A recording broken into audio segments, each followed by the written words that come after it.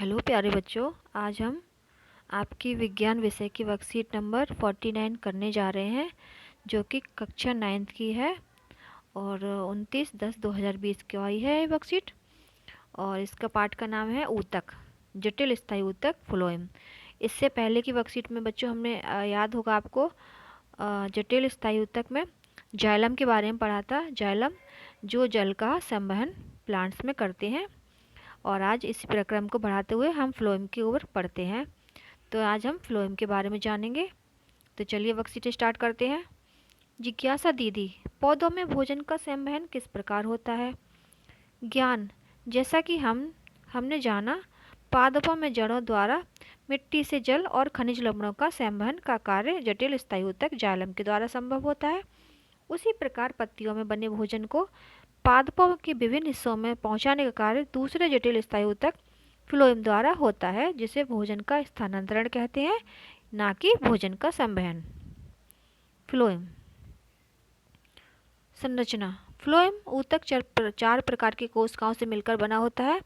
बेटा हमारा जो जाइलम पढ़ा था हमने, जाइलम भी 4 प्रकार की ही कोशिकाओं से बना होता है। इसी प्रकार फ्लोएम भी 4 प्रकार की कोशिकाओं से मिलकर बना होता है, जिन्हें फ्लोएम के अवयव या संघटक कहते हैं। ये 4 प्रकार की कोशिकाएं इस प्रकार हैं: चालनी नलिका, साथी कोशिका, फ्लोएम पैरेन्काइमा और फ्लोएम रेसे। यहाँ पर आपके साइड में इनका चित्र देख सकते हैं और समझने की कोशिश कर सकते हैं। बेटा चालनी नलिका छिद्रित भित्ति वाली नलिकाकार कोशिका होती है। चालनी नलिका के साथ साथी कोशिकाएं संलग्न होती हैं, जिनमें केंद्रक और कोशिकांग होते हैं। बेटा ये साथी कोशिकाएं हैं, इनमें आपका केंद्रक है और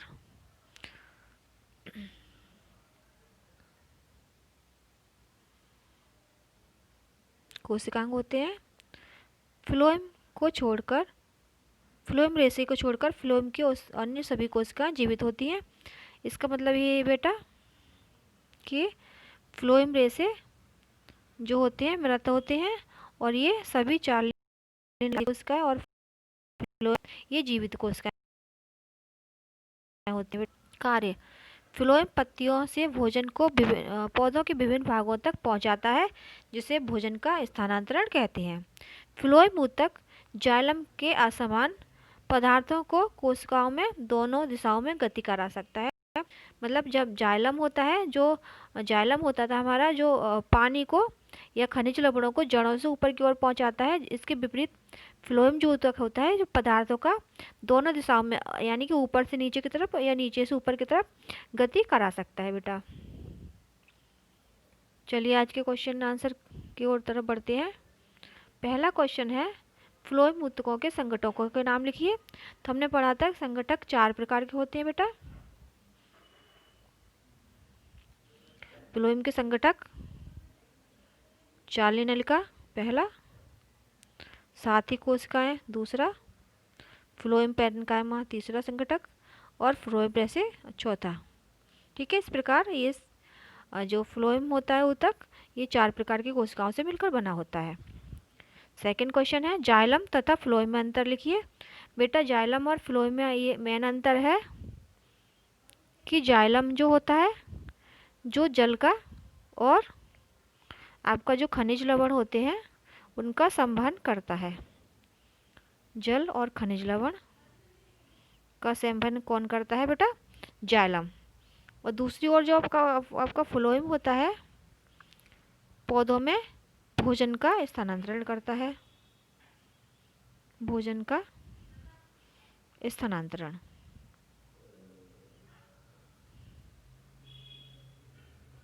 ये मेन अंतर है दोनों प्रकार की कोशिकाओं में। जो जाइलम होता है, आपका जल और खनिज लवणों का संवहन करता है प्लांट्स में, और फ्लोएम होता है जो पत्तियों द्वारा बने भोज्य पदार्थों को पौधों के विभिन्न भागों में पहुंचाता है। इसके अलावा एक अंतर और भी देख सकते हैं आप, जाइलम में अधिकतर कोशिकाएं मृत होती हैं, जबकि फ्लोएम में अधिक कोशिकाएं जीवित होती हैं। ये अंतर दूसरा लिख सकते हैं आप। चलिए तीसरे क्वेश्चन की ओर पढ़ते हैं। पादपों में फ्लोएम का क्या कार्य है? ये हम डिस्कस कर चुके हैं, हमें बता चुके हैं ऊपर। पादपों में फ्लोएम का क्या कार्य होता है बेटा?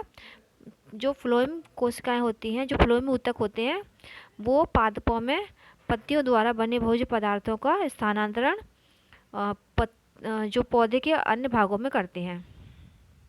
ये यहाँ से लिख सकते हैं आप।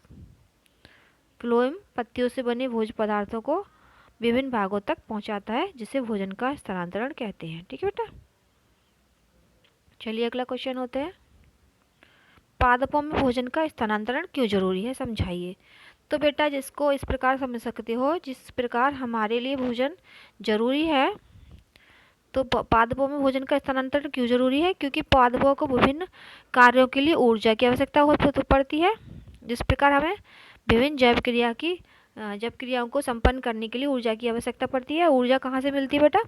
भोजन से। ठीक है बेटा, तो भोजन से हमारे को ऊर्जा मिलती है। उसी प्रकार जो पौधे होते हैं उनको जो भोज्य पदार्थ होते हैं, जो इनको स्थानांतरण से ऊर्जा मिलती है, इसलिए इनको अपने समस्त कार्यों के लिए और वृद्धि और विकास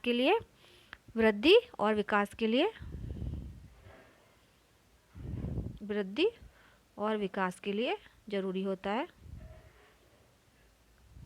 भोज्य पदार्थ।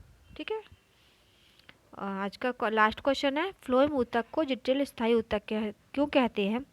बेटा हम पहले पढ़ चुके थे जाइलम के समय में कि जाइलम जो ऊतक होता है, ये जो फ्लोएम ऊतक होता है, उसमें अनेक प्रकार की कोशिकाओं का समूह होता है और ये कोशिकाएं स्थायी ऊतक होती हैं, इसलिए ये फ्लोएम जो हमारा ऊतक होता है जटिल स्थायी ऊतक कहते हैं।